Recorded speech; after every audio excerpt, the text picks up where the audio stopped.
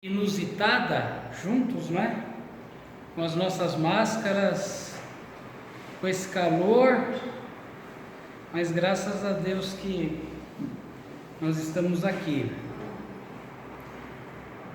Essa semana nós fizemos 3 anos de igreja, dia 15 de julho.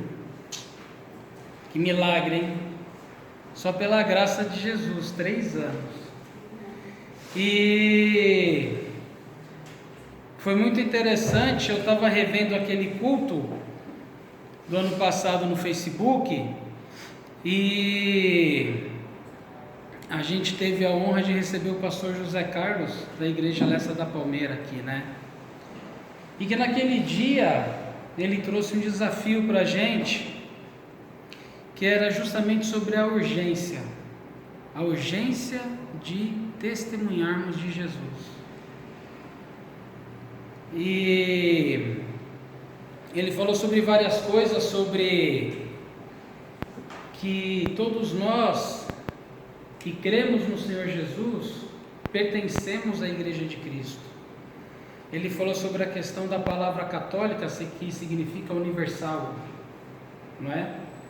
E que não importa realmente qual o nome da igreja que nós vamos, não é? Se é aqui, se é em Lessa, se é no caminho, na Hermesinde.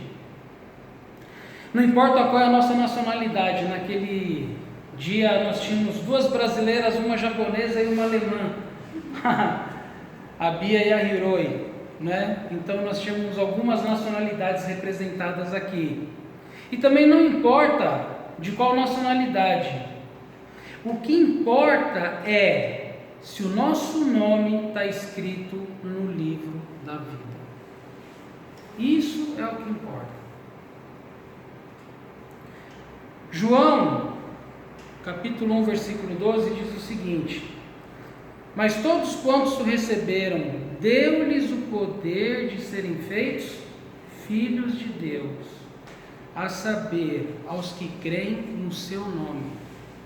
A gente ouve muito que Deus é Pai, que todos são filhos de Deus, mas na verdade a filiação a Deus, ela só é dada através da fé em Jesus. E por causa dessa urgência, o pastor José Carlos citou Isaías 55:6, que é uma das músicas lá de um desenho que o Edu vê, que ele sempre fica repetindo, né? Buscai o Senhor enquanto se pode achar, invocai-o enquanto está perto. Interessante essa frase, buscai o Senhor enquanto se pode achar, invocai-o enquanto está perto. Porque significa que um dia vão buscar e não vão mais achar. Vai chegar um dia em que ele não estará mais perto. E essa urgência para a salvação das pessoas que Jesus tem, assim como o Mike falou, para nós estarmos lá, ou mesmo aqui, testemunhando de Jesus, é algo que realmente precisa estar fervendo dentro da gente, e não estático. Ah, meu passaporte já está carimbado para o céu, tá beleza. O pastor José Carlos, naquele dia, ele deu números impressionantes sobre quantas pessoas morrem por ano no mundo, por dia, por hora e por segundo. E são números assim, milhões por ano.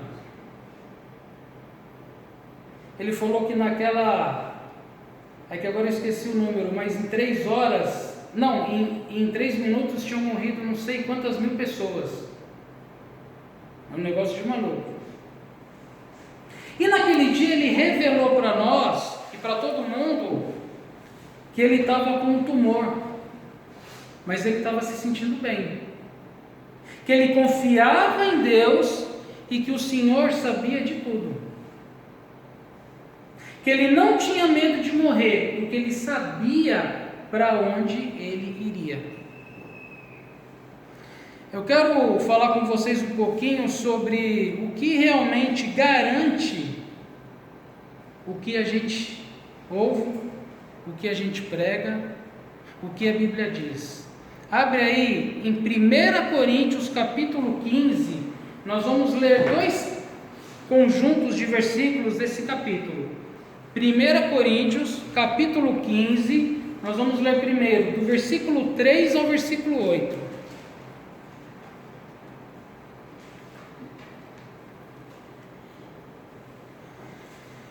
A palavra de Deus diz assim: antes de tudo, vos entreguei o que também recebi, que Cristo morreu pelos nossos pecados, segundo as Escrituras, e que foi sepultado e ressuscitou ao terceiro dia, segundo as Escrituras, e apareceu a Cefas, e depois aos 12, depois foi visto por mais de 500 irmãos de uma só vez, dos quais a maioria sobrevive até agora, porém alguns já dormem. Depois foi visto por Tiago, mais tarde por todos os apóstolos, e afinal, depois de todos, foi visto também por mim, como por um nascido fora do tempo. Senhor Jesus, muito obrigado pela Tua palavra, muito obrigado pela Tua revelação. Que o Teu Espírito Santo nos conduza e que nós possamos entender aquilo que o Senhor tem para as nossas vidas. Eu te louvo por tudo e te agradeço, Pai, em nome de Jesus. Amém. Paulo estava falando com uma igreja que estava tendo um problema porque muitos estavam acreditando que Jesus não havia ressuscitado.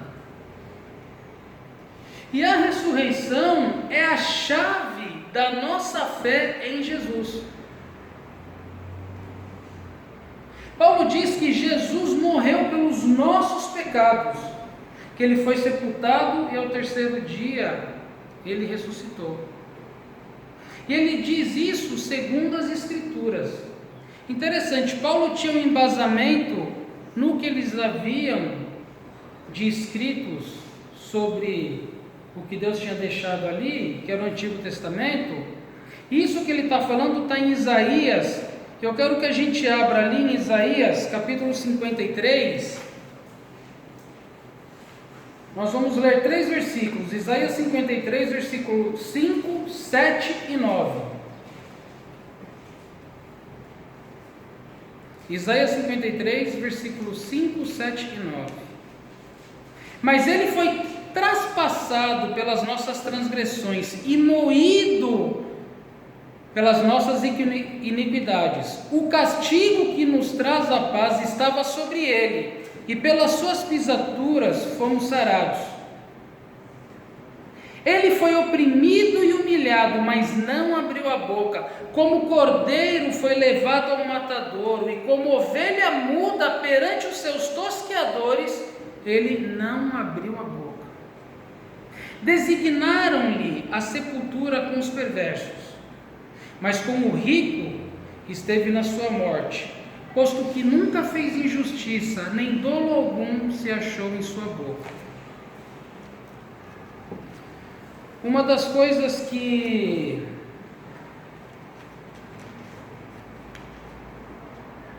é muito interessante quando nós começamos a aprender sobre a pessoa de Jesus é que os fatos que ocorreram estão registrados. Não foi uma história que alguém ouviu e contou e ficou de boca em boca e não estava escrito em lugar nenhum.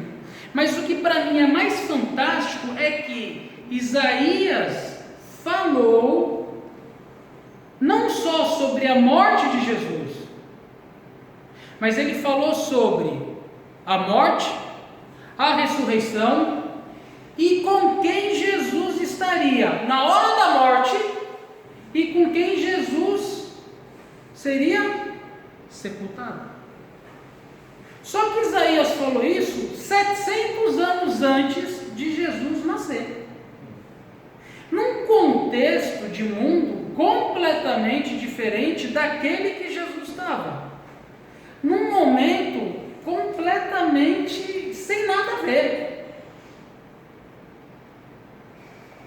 Isaías fala que ele foi quietinho para o matadouro, sem abrir a boca.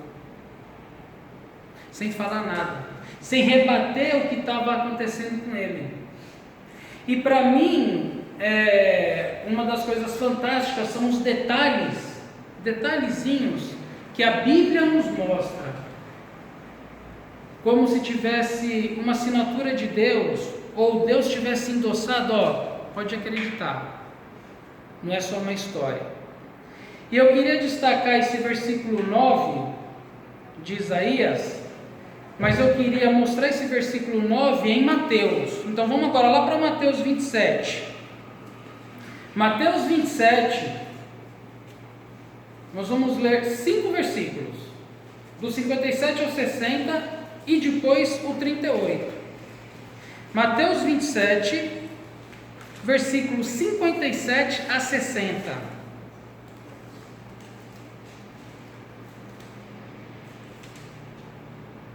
Para quem está fazendo obreiro aprovado, o título é O Sepultamento de Jesus. Caindo a tarde, veio um homem rico de Arimateia, chamado José, que era também discípulo de Jesus. Este foi ter com Pilatos e lhe pediu o corpo de Jesus. Então Pilatos mandou que lhe fosse entregue. E José, tomando o corpo, envolveu-o num pano limpo de linho e o depositou no seu túmulo novo, que fizera abrir na rocha. E rolando uma grande pedra para a entrada do sepulcro, se retirou. Isaías falou o quê? Que como o rico,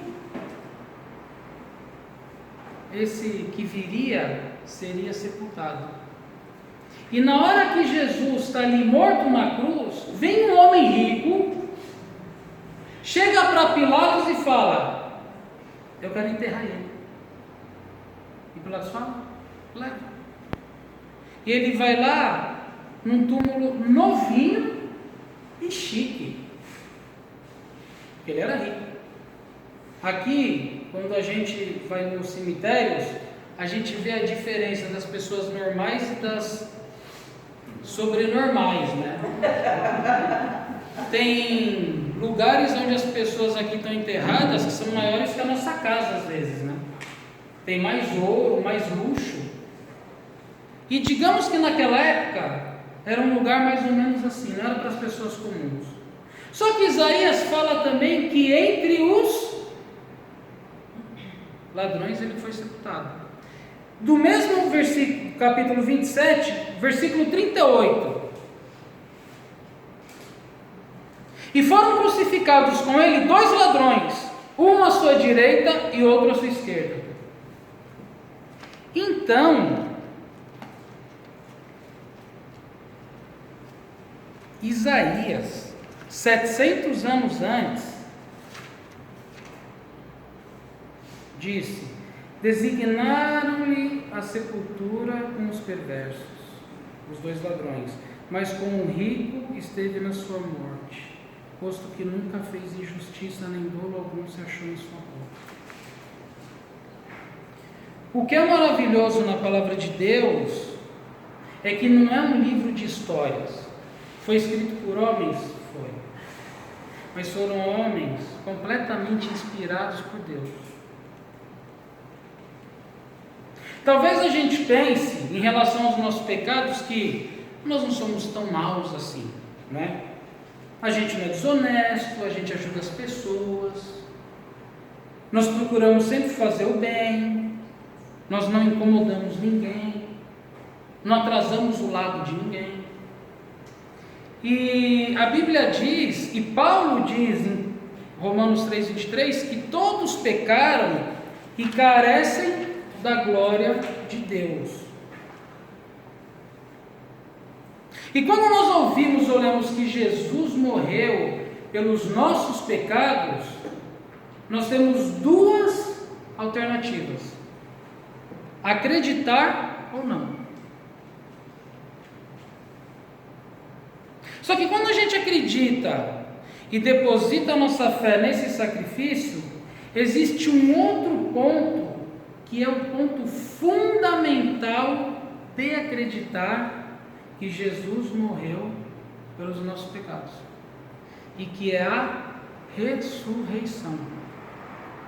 Paulo com Coríntios, nesse capítulo, trata exatamente sobre essa questão crucial do sacrifício de Jesus na cruz, que é a ressurreição dele, que é a ressurreição dos mortos. Continuando no mesmo capítulo, agora a gente vai ler aquele segundo bloco de versículos que eu havia falado.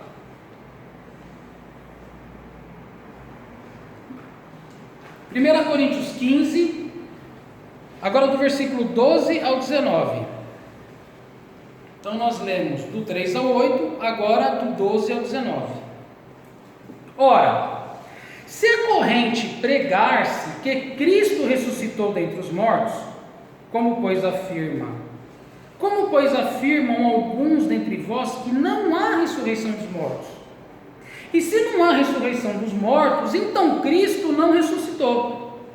E se Cristo não ressuscitou, é vã a nossa pregação e vã a nossa fé. E somos tidos por falsas testemunhas de Deus, porque temos asseverado contra Deus que Ele ressuscitou a Cristo, ao qual Ele não ressuscitou, se é certo que os mortos não ressuscitam.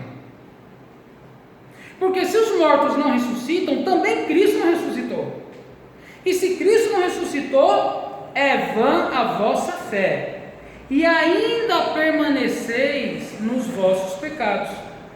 E ainda mais, os que dormiram em Cristo pereceram. Se a nossa esperança em Cristo se limita apenas a esta vida, somos os mais infelizes de todos os homens. Eu acho que nesse presente século e um pouquinho do século passado, nunca pensamos tanto em relação à morte, porque a morte ela está do nosso lado, e a verdade é que ela sempre esteve, só que a gente não via tanto assim, e agora ela está com uma cara de um vírus, e um vírus que pode pegar qualquer pessoa, e um vírus que pode matar qualquer pessoa, e nós estamos com esse assunto dia após dia fervendo na nossa cabeça.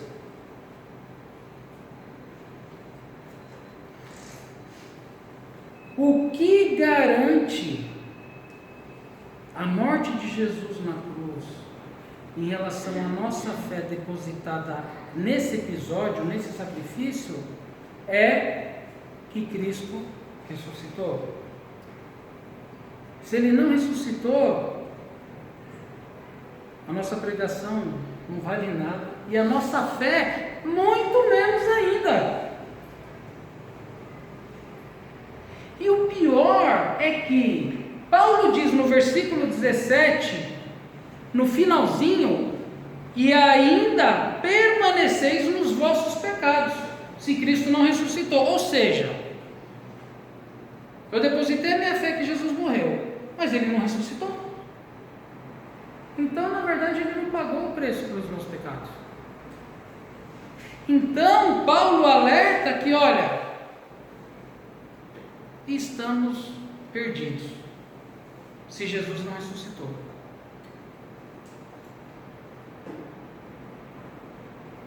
Paulo alerta também em relação a essa vida presente que nós estamos vivendo freneticamente. Parece que o Covid deu uma freada, né? Estava tudo muito assim e deu uma freada. Só que a verdade é que continua tudo muito assim. É só a gente ver o nosso dia a dia, ver os jornais. Tem lugares que não passa nada, tem lugares que é um caos. E essa nossa vida aqui, ela é muito importante para que a gente possa ter garantida a outra vida.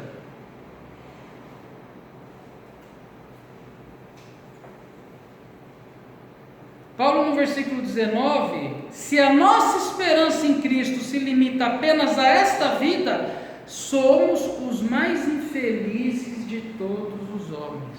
Por quê? Porque essa vida é acordar, trabalhar, suar e tentar dormir, não é? Tem alguma outra coisa diferente? Se alguém tem, me mostra onde que é. Porque eu estou querendo ir para esse lugar. E a culpa é do nosso amigo Adão. Então o que acontece? Se não existe uma outra vida com Jesus, que sorte que a gente tem, né? Mas Jesus Cristo, Ele quer exatamente nos mostrar que nós podemos depositar a nossa fé nele. E isso em nós que conhecemos Jesus tem que ser muito forte, porque ao nosso redor a maioria não conhece. E Deus quer que justamente a gente possa fazer o quê? Transbordar desse conhecimento de Cristo para as pessoas. Aonde está a nossa fé?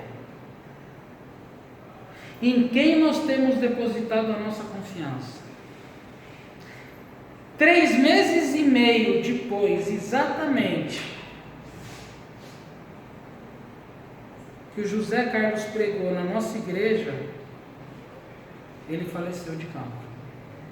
3 meses e meio depois, estava aqui forte, não sentia nada, tinha um negócio ali, e 3 meses e meio depois ele faleceu. Inacreditável, essa é a palavra. Mas ele havia depositado a sua fé em Jesus. Ele sabia que o nome dele estava, e ainda está escrito no livro da vida. Não por pretensão. Peguei minha caneta Montblanc, pena de ouro, tinta de pavão e escrevi ali, o meu nome no livro da vida. Não. Mas porque Jesus Cristo de fato morreu pelos nossos pecados e ressuscitou ao 3º dia. O Evangelho de João, capítulo 6, diz o seguinte. João 6, do versículo 38 ao 40.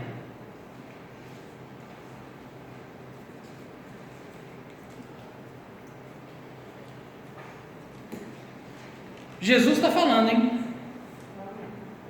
Porque eu desci do céu, não para fazer a minha própria vontade, e sim a vontade daquele que me enviou.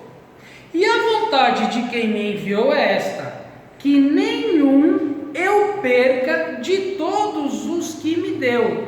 Pelo contrário, eu o ressuscitarei no último dia.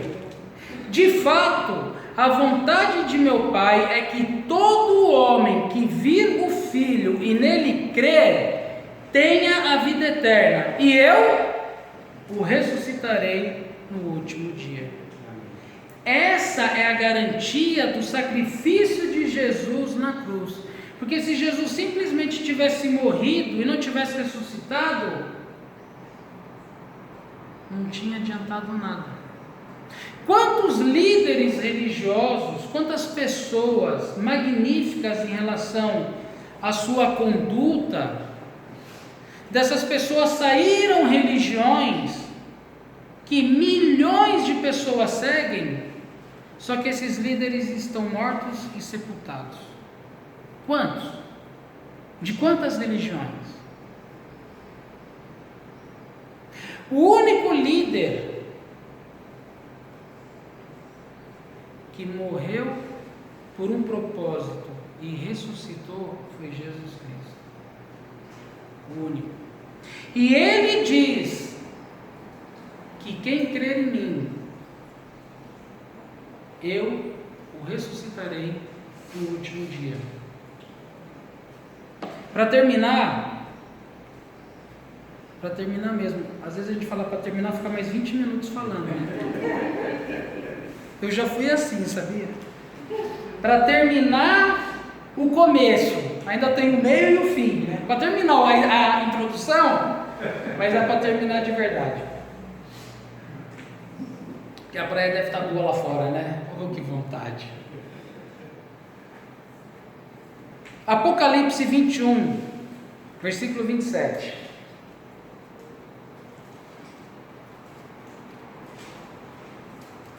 Apocalipse 21, versículo 27. Aqui João estava narrando sobre a Nova Jerusalém. Nela nunca jamais penetrará coisa alguma contaminada, nem o que pratica abominação e mentira, mas somente os inscritos no livro da vida do Cordeiro. Aquele Cordeiro que 700 anos antes Isaías falou que ele foi quietinho para o matadouro. Esse Cordeiro que foi quietinho para o matadouro, ele tem um livro da vida. E a palavra diz que os únicos que estarão com ele são os que tiverem os seus nomes inscritos no livro da vida. Aonde está inscrito os nossos nomes? Aonde estão inscritos os nomes das pessoas que nós amamos e que estão ao nosso redor? Se de repente acontecer alguma coisa com qualquer um de nós, para onde nós vamos? Nós seremos ressuscitados para estarmos com Cristo? Ou ressuscitados para não estarmos com Ele nunca mais? O fato é que Jesus vai ressuscitar a todos aqueles que morrerem. E se o nosso nome estiver escrito no livro da vida do Cordeiro, nós estaremos aqui, nessa Nova Jerusalém, que é algo que João tentou falar, que muitos artistas que desenham esplendidamente tentam desenhar, mas que a verdade é que quando a gente chegar lá, todos aqueles acho que fizeram super desenhos e que conheceram aqueles vão falar, nada a ver com o que eu desenhei. Amém? Que Deus nos abençoe, que a gente possa realmente transbordar de Jesus e compartilhar esse Cordeiro que escreve o nosso livro, que escreve o nosso nome no livro dele. Amém? Deus abençoe.